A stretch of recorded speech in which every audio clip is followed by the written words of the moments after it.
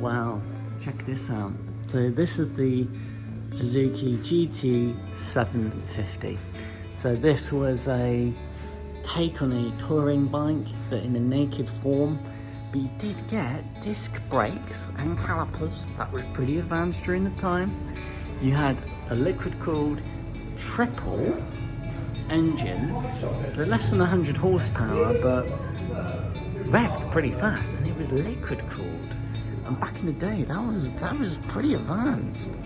Halogen lights, halogen indicators, no wind protection, because you would get a lot of buffeting on this. The only fix is that you fit an aftermarket screen, but this one's been beautifully restored, so even the metallic stands out in the paintwork. You got twin exhaust systems, so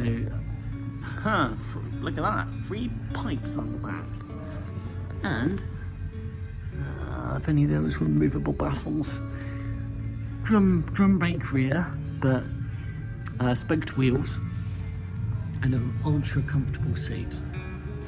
And you even have this bar here, so you can tie your helmet up when you come to a stop, and then go to the cafe, go and do a little bit of shopping, whatever you need to do. Kickstarter,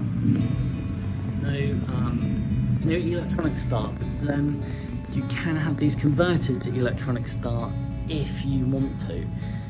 Analog clocks, 7,000 RPM. Remember, there's a triple engine, so it's gonna rev quick.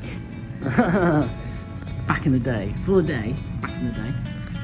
And it's a bit of motorcycling.